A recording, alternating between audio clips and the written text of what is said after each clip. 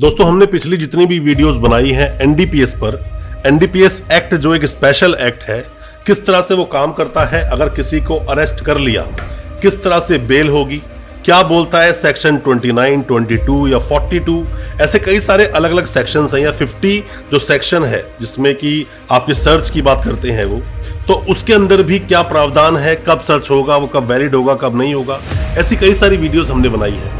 पर हमसे बहुत सारे हमारे सब्सक्राइबर्स ने, व्यूअर्स ने सवाल पूछा कि सर इजी शब्दों में बताओ कि एनडीपीएस का मतलब क्या है, और साथ में ही एनडीपीएस एक्ट के तहत जब किसी पर कोई भी सेक्शंस लगाए जाते हैं, किस तरह से अरेस्ट होता है कोई व्यक्ति, किस तरह से जेल में रखते हैं, बेल कब तक होती है, कब तक बेल नहीं होगी, किन अपराधों में बेल जल्दी होगी, किन अपराधों में बेल जल्दी से नहीं होगी, ऐसे कई सारे अलग अलग तरह के आपके सवाल हैं। कोशिश करेंगे इजी वे में आपको समझाने की एनडीपीएस जो एक्ट है, या फिर एनडीपीएस के केसेस में अगर अरेस्टिंग हुई है आपकी किसी भी जानकार की, आपकी या किसी भी परिजन की, तो किस तरह से समझेंगे कि एनडीपीएस एक्ट में बेल कब होगी और कैसे ये केस चलता है। ज्यादा कुछ जानने के लिए दोस्तों बने रहिए हमारे इस वीडियो के साथ।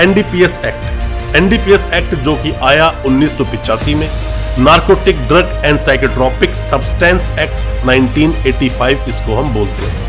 मादक पदार्थ अब इसमें दो तरह से होते हैं, ये भी आप दो तरह से समझ सकते हैं। दो तरह के पदार्थ होते हैं जो कि पकड़े जाते हैं जब भी कोई इंसान अपने साथ कैरी कर रहा है, गाड़ी में कैरी कर रहा है, छुपाया हुआ है कहीं फैक्ट्री में, गोदाम में, या फिर आपके घर के अंदर भी। एक जो बनाया जाता है केमिकल से, एक जो मिलता है हम लोगों को किसी पेड़ पत्तियों से, इस तरह के कुछ सब्सटेंस होते हैं। अब बात क्या होती है एनडीपीएस का जो मामला है, इसमें बात आती है बेल की, कि किसी इंसान को अगर अरेस्ट कर लिया तो उसकी बेल कब तक होगी। सबसे पहले आप समझिए इसमें तीन कैटेगरीज होती हैं। तीन कैटेगरीज को कुछ इस तरह से बांटा है एनडीपीएस एक्ट में। एक होता है स्मॉल क्वांटिटी, एक होता है इंटरमीडिएट क्वांटिटी, एक होता है कमर्शियल क्वांटिटी।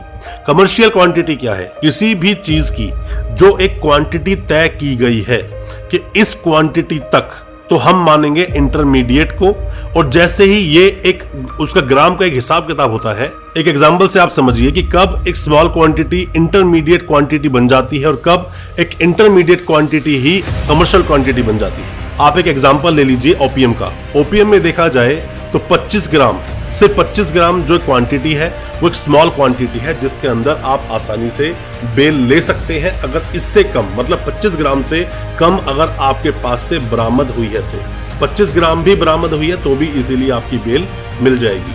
अब आपके पास जो बरामदगी हुई है आपके पास से 1 किलो, 1.5 किलो या आधा किलो आपके पास से अगर रिकवर होती है, तो वो इंटरमीडिएट क्वांटिटी में आपका आ जाएगा, जिसमें बेल लेने में थोड़ी सी मशक्कत हो सकती है। बेल हालांकि उसमें भी हो जाती है। अगर जैसे ही 2.5 किलो हो गया, 2.5 किलो तक पहुंच गया, 2.5 किलो से थोड़ा सा भी कम है तो इंटरमीडिएट में ही वो काउंट होगा। पर अगर 2.5 किलो पूरा हो गया तो समझ लीजिए वो कमर्शियल क्वांटिटी में आ जाता है ओपीएम, और जिसकी वजह से आपकी बेल आसानी से नहीं होगी। और कभी भी जब एक को पकड़ा गया तो अक्सर वो दूसरों के नाम लेता है, जिसकी वजह से ही 29 सेक्शन पिक्चर में आ जाता है। दोस्तों सेक्शन 50 ऑफ एनडीपीएस एक्ट किस तरह काम करता है वो हम कुछ जजमेंट्स के साथ में डिटेल में एक वीडियो लेकर आएंगे, तो उसमें आपको बताएंगे। पर जैसा मैंने आपको बताया, स्मॉल क्वांटिटी, इंटरमीडिएट क्वांटिटी और कमर्शियल क्वांटिटी हमेशा आपके लिए एक प्रॉब्लमेटिक रहेगी, क्योंकि इसमें बेल लेना आसान नहीं होता, आसानी से बेल होती नहीं है इसके अंदर।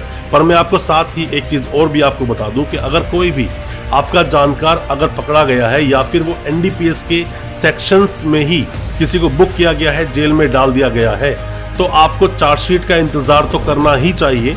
बट उससे पहले आप चाहें तो डिटेल्स निकाल सकते हैं वकील साहब की मदद से। अगर वो वकील साहब कोई बेल लगाते भी हैं तो वहां से जो पुलिस रिपोर्ट बनकर आती है, वहां से भी अपने केस के बारे में बहुत कुछ आप जान जाएंगे।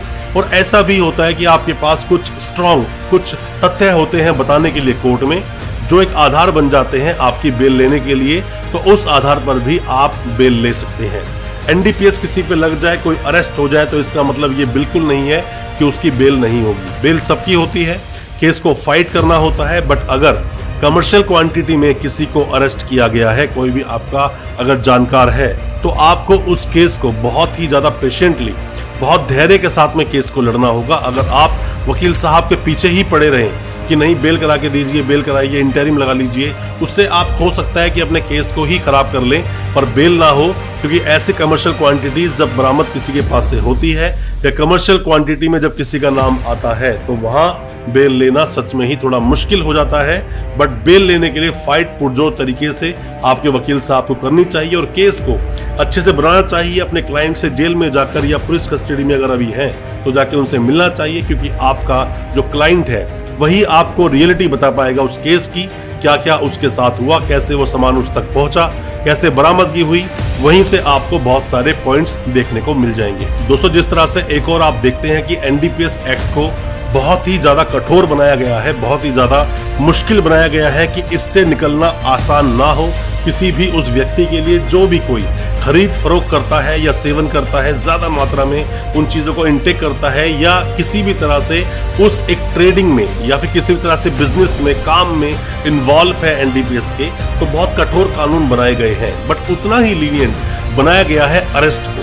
अरेस्ट को किस तरह से अरेस्ट की जाएगी, सेक्शन 50 का कब इस्तेमाल किया जाएगा, सेक्शन 45, साथ में सेक्शन 42 बोलता है कि पुलिस सिर्फ और सिर्फ शक के आधार पर सर्च कर सकती है और पुलिस को वारंट की जरूरत नहीं है, साथ में अरेस्ट कर सकती है। ऐसी कई सारी चीजें हैं जो पुलिस को दी गई है, बट आपको भी बहुत सारे प्रावधान दिए गए हैं। सही तरीके से अरेस्ट किया जाए, सही तरीके से सर्च किया जाए, सही तरीके से तलाशी ली जाए। अगर यहाँ पर कहीं पर भी कोई भी लूप पॉइंट रहता है तो वो आसान हो जाता है आपको उस केस से बरी कराने के लिए, आपकी बेल लेने के लिए, बशर्त है कि उस पूरे केस को आपके वकील साहब ने बहुत अच्छे से पढ़ा हो।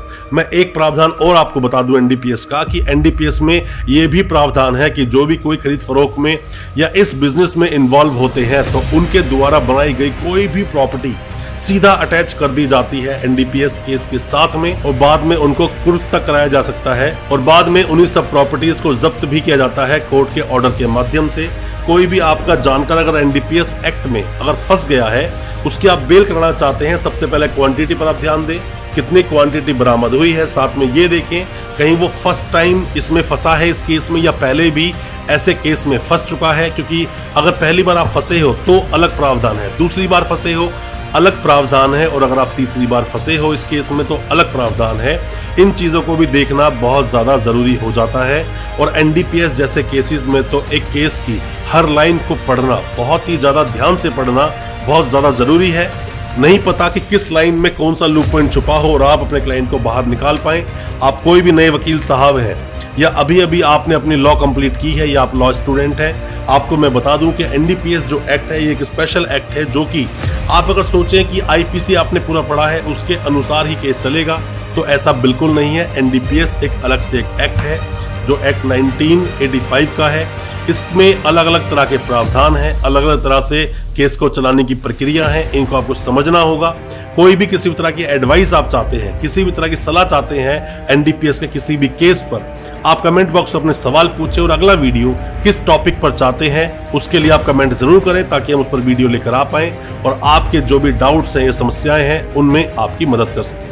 दोस्तों, अच्छा लगा हो आज का वीडियो, हमारी वीडियो को ज्यादा से ज्यादा अपने दोस्तों, परिजन, परिवार में शेयर करें ताकि वो भी अपने आप को कानूनी जानकार बना सके। बहुत बहुत शुक्रिया, दोस्तों, धन्यवाद हमारे इस वीडियो के साथ बने रहने के लिए।